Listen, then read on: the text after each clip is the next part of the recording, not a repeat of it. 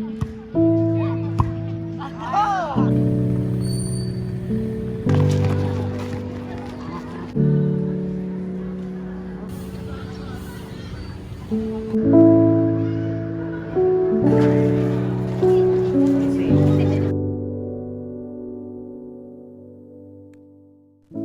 ba yan?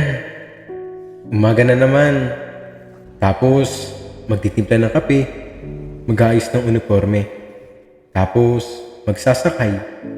Ay, ganito na lang ba palagi? Minsan parang wala nang silbi. Minsan, parang wala nang patutunguhan. Ito na. Papasok sa silid, magkaklase, magsasagot ng gawain, tapos magpapaalam sa guro. Paulit-ulit na lang. Ako lang ba ang napapagod? Sir, estudyante lang din po kami. Akala ko po ba dapat naming ituring tahanan ng paaralan? Pero ba't mukhang kabaliktaran ang nangyayari? Tila mga makina na inuutusang mag-isip upang may pakinabang sa lipunan.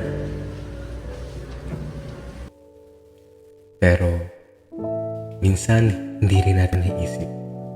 Hindi piling pansinin na hindi lang tayong naulit-ulit na nalululong sa takbo ng oras sa silid-aralan.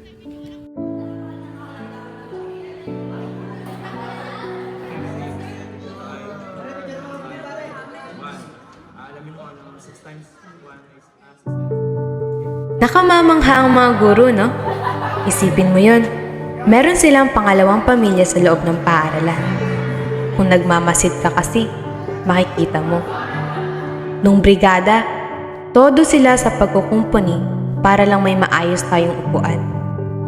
Nung uwian, sila pa ang nuhuling umuwi para siguraduhin na ang silid ay maayos at malinis. Kaya bukas, wala na tayong aabalahin. Tapos, kahit nasa bahay, sige lang sa paggawa ng leksyon, kahit oras na yon para sa kanilang mga pamilya. Kinakalingan nila tayong mga estudyante na parang sarili nilang mga anak. Kung alam nyo lang, kung napapansin nyo lang. Ano yun?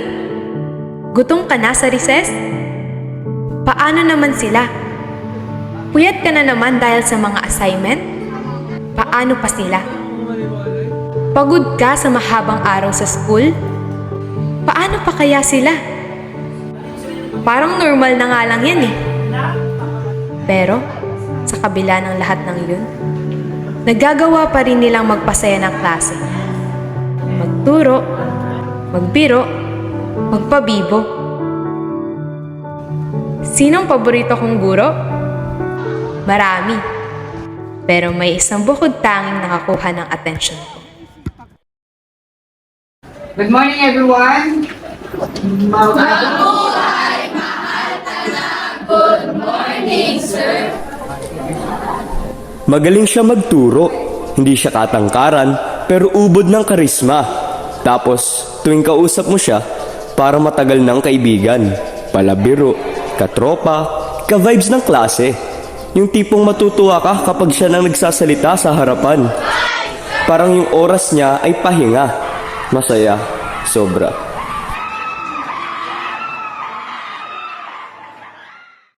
Kaso, biglang may nag-iba. Hindi na siya madalas magpakita. Hey guys, nag-send ng message si sir. Ha? Ano yun? Bakit? Good morning class. On leave ako ngayon. Mag-iwan muna ako ng gawain sa inyo. Hey, dito na yung quiz! Napansin ko na tila, lagi kang may lakad. Huli nakakapasok, maaga umuwi. Tuwing ikay nagtuturo, parang malalim ang iniisip. Ang iyong mga ngiti ay hindi tulad ng dati. Akala ko, hindi mo sadya noong iyong sinabi. Oo nga, pagod na ako. Anong nangyari? Natuklasan ko sa mga kuro-kuro, sa labi ng ibang mga guro, na may problema ka sa inyong tahanan? Hindi. Baka sila'y nagkakamali. Bakit hindi halata? Bakit hindi ko agad nakita? Nasa likod ng iyong mga ngiti at tawa, sa likod ng iyong mga biro at salita, isang malungkot na paghihirap na pala ang iyong dinadala.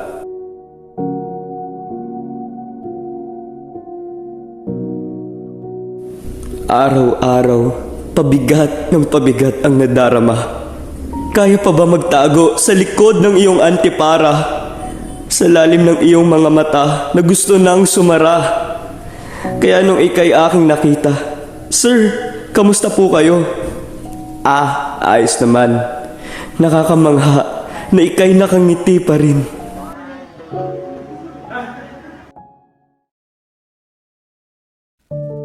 Ilang mga guro na ba ang iyong nakasalumuha?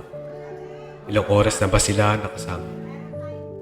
Ilang kaalaman na ba ang kanilang naipasa? Ilang sakripisyo na ba ang kanilang nagawa? Sir, Ma'am, hindi lang po pagbasa at pagsulat ang natututunan namin. Sa ating munting silid, itinuro niyo po ang kahalagahan ng pagkakaisa. Itinuro niyo po kung paano gamitin ang aming boses para sa kapakanan ng lahat. Itinuro niyo po na magpakatatag sa kabila ng mga pagsubok. Itinuro niyo po kung paano magmahal sa sarili at sa kapwa. At higit sa lahat, itinuro niyo po na sa buhay na ito, hindi kami nag-iisa. Sabi nga, kabataan ang pag-asa ng bayan. Pero para sa amin, kayong mga guro, ang pag-asa ng kabataan.